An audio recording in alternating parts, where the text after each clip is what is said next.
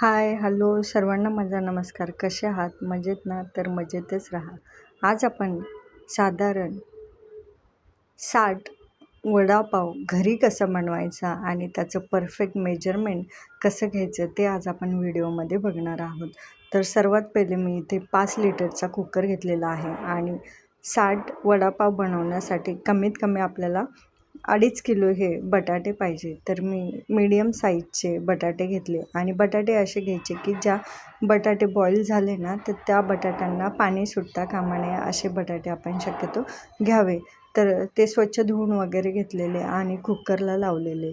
तर साधारण बटाटे भरपूर असल्यामुळे 3 शिट्टीमध्ये व्यवस्थित आणि परफेक्ट जसे आपल्याला बटाटे शिजलेले पाहिजेत त्याप्रमाणे आपले हे बटाटे शिजतात. तर एकीकडे आपलं कुकर चालू होतात तर दुसरीकडे साईड बाय साईड आपण बाकीच्याही प्रोसेस करणार आहोत. तर इथे साधारण मी मुलांसाठी जर बनवायचे असेल तर आपण तिखटपणा हा थोडासा कमीच ठेवतो. तर मी साधारण एवढ्या याच्यासाठी लवंगी मिरची घेतलेली होती. तर साधारण मी 20 मिरच्या घेतलेल्या आणि अद्रक इथे तुम्हाला 2 दाखवते. तर अद्रक सगळं जेवढं काही मी सालून घेतलेलं आणि सगळं मला ते मिक्सरला वेगवेगळं हे बारीक करायचं आहे. सगळ्यात महत्त्वाची गोष्ट म्हणजे मी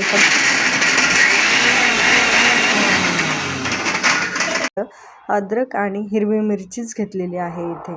जेवढी काय आपण अद्रक घेतलेली आहे ती चांगली बारीक करून घ्यायची आणि त्यानंतर मग जी काही आपल्याला जशी लागणार आहे त्याप्रमाणे आपण हे अद्रक टाकणार आहोत. तर त्यानंतर मग जी काही आपली मिरची घेतली होती तर साधारण आपण लवंगी मिरची ह्या 20 घेतल्या होत्या. तर त्या आपल्याला सगळ्या वेगळ्या बारीक करायच्या आहेत. तर म्हणजे मिक्सरमध्ये आपल्याला छान व्यवस्थित बारीक करून घ्यायच्या आहे.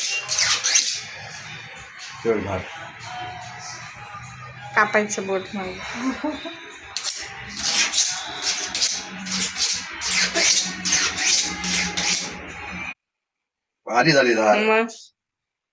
इथे आपला सगळा मसाला तयार झालेला आहे. तर आता आपण एका कढईमध्ये जो काही आपला मसाला तयार केलेला आहे ना तर तो आपण परतून घेणार आहोत. तर साधारण इथे आपण फक्त 2 चमचेच आपण 2 पळ्या तेल घातलेलं आहे आणि त्याच्यामध्ये तुम्हाला मोहरी जिरे जे काय तुम्ही टाकायचं असेल तडका मारण्यासाठी त्याप्रमाणे तुम्ही तडका टाकण्यासाठी तेवढ्या वस्तू टाकाव्यात. तर त्याच्यामध्ये थोडासा कढीपत्ताही टाकलेला आहे. तर बरेच जण बारीक वाटूनही टाकतात, त्यानुसार तुम्ही त्यामध्ये ॲड करू शकता. तर बघा मी जी हिरवी मिरची वाटलेली होती ती सगळ्यात पहिले टाकलेली, कारण तिच्यातला जो आपण म्हणतो ना ओलसरपणा आहे तो पूर्णपणे आपल्याला त्यातला कमी झाला पाहिजे. एकदम सुकी हिरवी मिरची राहिली पाहिजे याप्रमाणे आपल्याला त्याला छान असं तेलात परतून घ्यायचं आहे. तर याच्यामध्ये मी अद्रक हे टाकलेलं नाही आहे.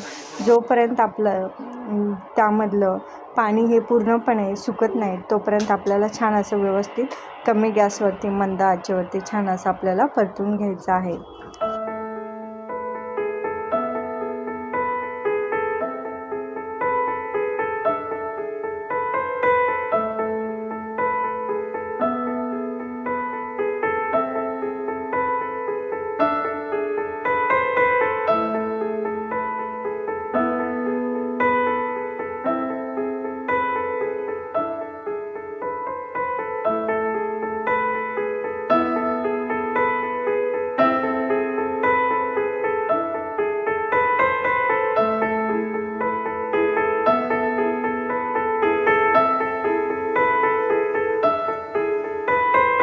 इथे छान असा आपला मसाला हा पूर्णपणे छान असा परतले गेलेला आहे. तर अद्रकही छान परतून गेलेले आहे. तर यामध्ये आता आपल्याला साधारण छोटा 1 चमचा आपल्याला हळद घालायची आहे आणि त्यानंतर आपल्याला जे काही हिंग आहे 1 चमचा, तर आपल्याला इथे 1 चमचा हिंग घालायचा. अगोदर आपण घातलं नाही तर ते पूर्ण तेलामध्ये हे जळून गेलं असतं आणि त्याचा पाहिजे तसा फ्लेवर हा आला नसता, सुगंध घरामध्ये दरवळला नसता किंवा तो मसालाही एक प्रकारे व्यवस्थित छान असा लागला नसता. म्हणून मग आपण नंतर सगळा मसाला छान फ्राय झाला त्यानंतर आपण हिंग त्यामध्ये घातलेला आहे.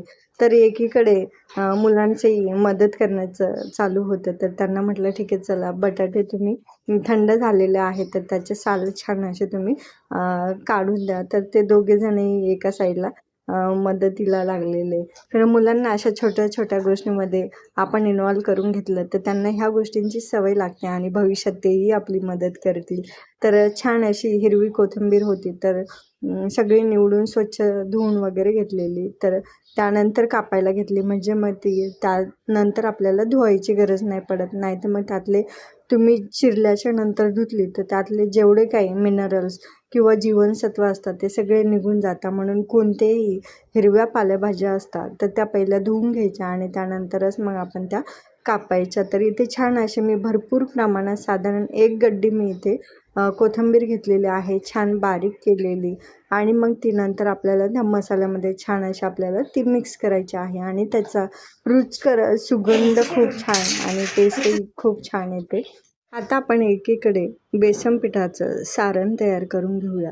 तर घरचं बेसन पीठ असेल तरीही चालतं किंवा मग विकतचं जर असलं तरीही चालेल.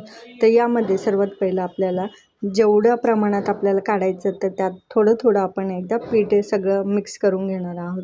तर त्यामध्ये सुक्या पिठामध्येच आपण सोडा हा घालून घेणार आहोत. तर त्यामुळे तो एकदम एकजीव होईल आणि इकडे तिकडे म्हणजे असा चिटकणार नाही. तर त्यामध्ये आपण सोडा प्लस मीठ एवढेच वस्तू घातलेलं आहे, एक्स्ट्राचं अजून काहीही आपण त्यामध्ये ॲड केलेलं नाही आहे. हां बरोबर. आणि हे कसं याच्यामध्ये डायरेक्ट टाकलंय ना आपण.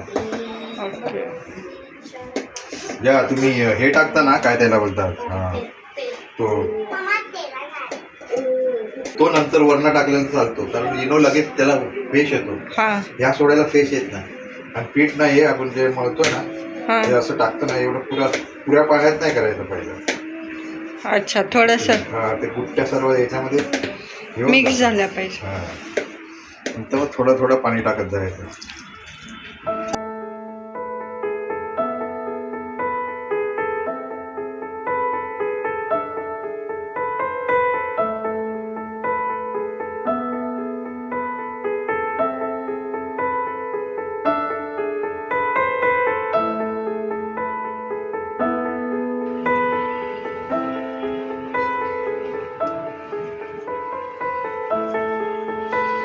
बटाटे वडे बनवतोय ना, बटाट्याचे तुकडे राहिले नाही असे जाडे जाडे.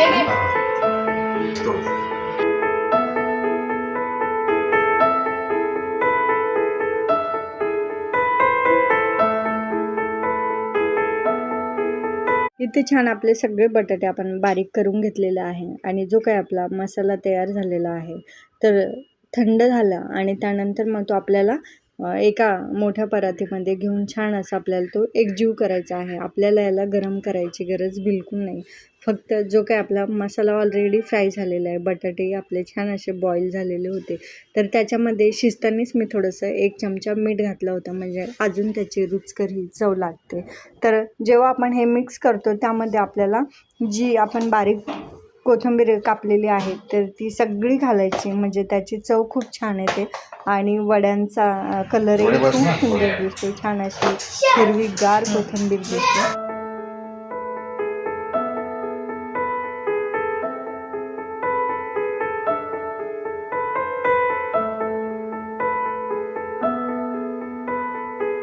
ते छान असं आपलं वड्याचं सारण तयार झालेलं आहे. तर आपल्याला ज्याप्रमाणे साईज पाहिजे त्याप्रमाणे तुम्ही ही करू शकता. तर जसे मार्केटमध्ये वड्यांची साईज आहे त्याप्रमाणेच मी ह्या वड्यांची साईज ठेवलेली आहे. तर सगळे मी वडे तयार करून ठेवले, म्हणजे झटपट आपल्याला पटापट करता येईल. तर एकीकडे मग लगेच बाबांनी तळायलाही घेतलेलं आणि मग मी त्यांच्या हाताखाली थोडंफार दिलेलं. तर एवढे सुंदर, जसे आपण म्हणतो ना बाहेर जसे वडे हे तळलेले मिळतात त्यानुसार एवढे सुंदर आपले हे घरच्या घरी एकदम टेस्टी आणि रुचकर आपण घरीही छान सुंदर असे वडे हे बनवू शकतो. आणि सगळ्यात महत्त्वाची ट्रिक म्हणजे जे आपण वडे तेलामध्ये सोडतो ना, तर ते सोडताना कोणत्या पद्धतीने सोडायचे तेही तुम्ही इथे काळजीपूर्वक बघू शकता. तर सगळे वडे अर्ध्यापैकी त्यांनी तळले होते आणि त्यानंतर मग मला थोडंसं त्यांनी शेवटी म्हणजे मी म्हटलं चला मी बनवून बघते. तर छान असे जेवढं राहिलं तेवढं बाकीचे वडे हे छान मी असे तळून घेतलेलं आणि थोडंसं साधारण 4-5 वड्यांचं पीठ मी हे साईडला ठेवलेलं आणि सगळे वडे असे सुंदर बनवलेले आणि त्याला जोडीदार घरच्या घरी छान अशा हिरव्या मिरच्याही तळल्या. तर बघा तुम्हाला इथे जवळून दिसत असेल एवढे सुंदर छान असे टम फुगलेले आहे आपले वडे आणि दिसताना एवढे सुंदर दिसते की असं बघितलं की लगेच पाव आणि वडासोबत घेऊन खावं असं वाटेल. तर तुम्ही घरच्या घरी स्वादिष्ट रुचकर टेस्टी वडापाव तुम्ही हा घरी बनवू शकता. तर तुम्हाला हा व्हिडिओ कसा वाटला नक्की कमेंट करा.